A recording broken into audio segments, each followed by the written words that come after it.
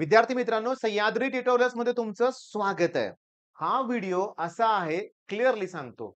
अजूनही काही मुलं अशी आहेत, की ज्यांना मॅथ्सची भीती वाटायला लागली. खूप वाटायला लागली. खूप.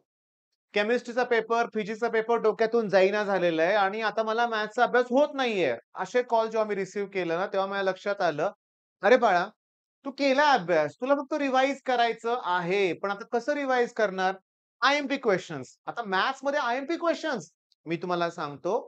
हां, टाइप्स आहेत, की ज्या कॉन्स्टंटली रिपीट होतात, झालेल्या आहेत आणि होऊ शकतात लक्षात घ्या. म्हणजे मी इथे जे क्वेशन देईन ना, ते येण्याची प्रोबॅबिलिटी जवळ-जवळ 40 ते 50 मार्काची आहे. म्हणजे 50% पेक्षा जास्त. एक लक्षात घ्या, हे प्रश्न झालेत का एकदा बघा तरी. नसतील झाले तर ते नक्की करा लक्षात घ्या. बरं कोणते प्रश्न आहेत? तर पहिल्यांदा एक्स्पेक्टेड व्हॅल्यू आणि व्हॅरियन्स. ओके, मी तुम्हाला सांगतो एक्स्पेक्टेड व्हॅल्यूचा फॉर्म्युला आहे एन-पी आणि व्हॅरियन्स आहे एन-पी-क्यू. आता मला सांगा या पहिल्या प्रॉब्लेममध्ये एनची व्हॅल्यू 10 दिले, पीची व्हॅल्यू 0.4 दिले. ओके आणि एक्स्पेक्टेड व्हॅल्यू विचारले. अरे एक्स्पेक्टेडचा फॉर्म्युला एन-पी आणि व्हॅरियन्सचा फॉर्म्युला एन-पी-क्यू आणि तुम्हाला एकच फॉर्म्युला वापरायचा आहे P plus Q equals to 1. मग सांगा पीची व्हॅल्यू 0.4 प्लस क्यू हे मायनस करा झालं.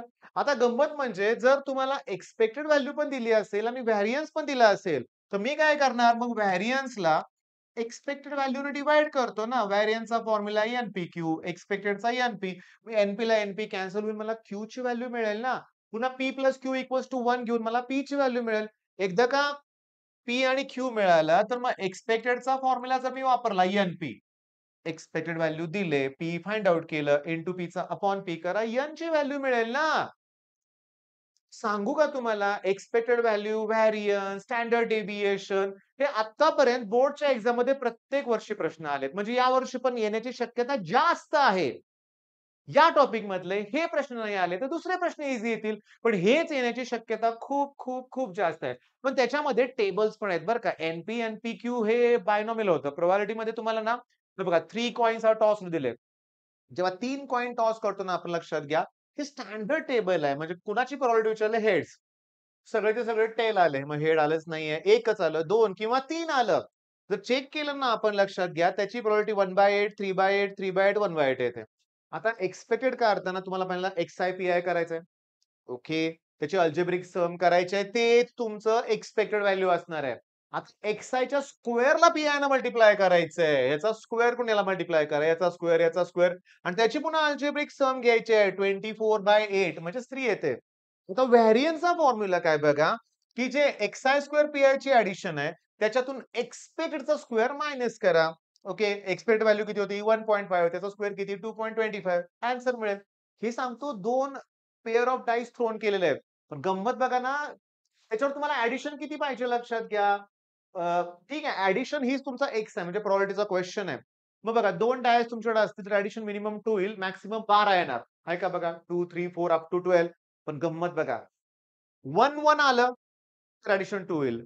6-6 आलं तर ॲडिशन 12 होईल. त्याची प्रोबॅबिलिटी म्हणजे ते चान्सेस एकदाच आहेत. तुम्हाला का 1/36 खाली 1/36 पण गंमत बघा 1/36, 2/36, 3/4, 5, 6 पुन्हा 5, 4, 3, 2, 1 खालून 1 वरून 1 अरे सोपं आहे.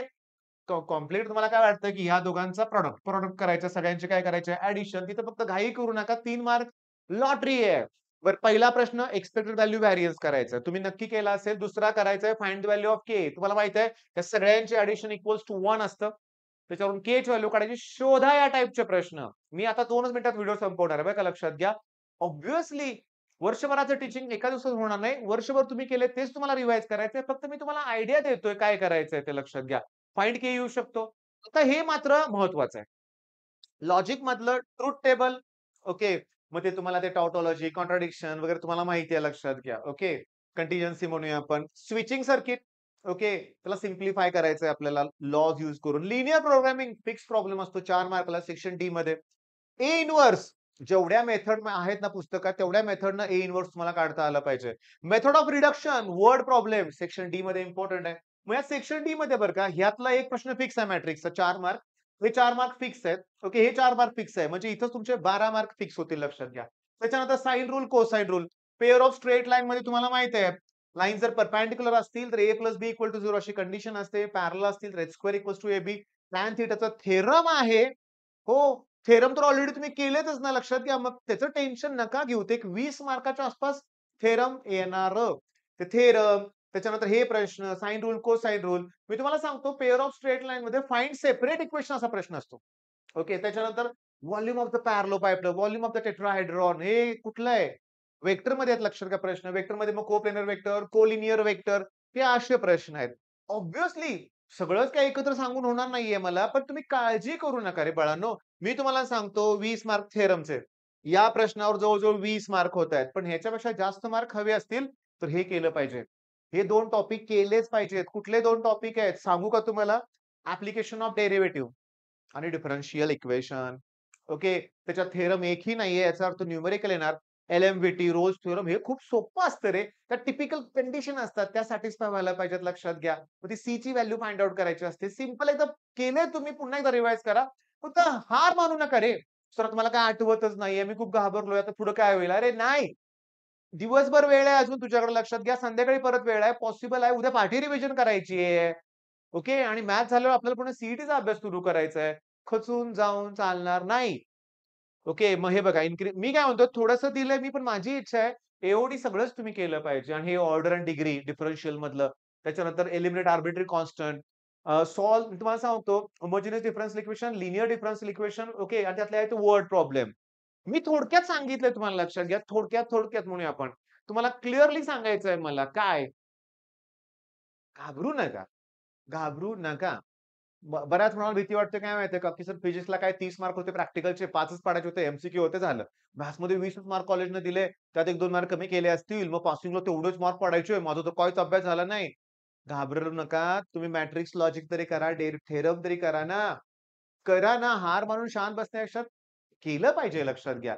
ओके. मग आता आय-एम-पी क्वेशन दिले, उद्या यातलेच क्वेशन आले, तर मी ओरडत बसणार नाही. देखो म्हणजे मी दिलं तेच आलं असं नाही. ऑब्व्हियसली पुस्तकातलं सगळंच तुम्हाला करायला होतं मी. इथं काय प्रकार आहे माहिती आहे का लक्षात घ्या, की तुम्हाला तुम्हाला फक्त ना एवढी गोष्ट लक्षात आली काय नुसतं बघून व्हिडिओ होणार नाहीये. लिहा, प्रॅक्टिस करा. या स्टेजला थोडीफार थेरमची तर लिहून काढण्याची प्रॅक्टिस नक्की करा. ठीक आहे. थोडंसं काय होतंय लहान आहात तुम्ही याची मला जाणीव आहे. मग भीती वाटते हे पण मला माहिती आहे. तर वयानुसार आमच्याकडे अनुभव आला. नाहीतर आम्ही पण तुमच्याकडे असताना घाबरतच होतो. मग हे नॅचरल आहे. म्हणजे तुम्ही एकटेच नाहीये. पण थोडंसं त्यातून बाहेर पडून पालकांचा सपोर्ट आहे तुमच्याकडे म्हटलं काळजी न करता अभ्यास करा. All the best.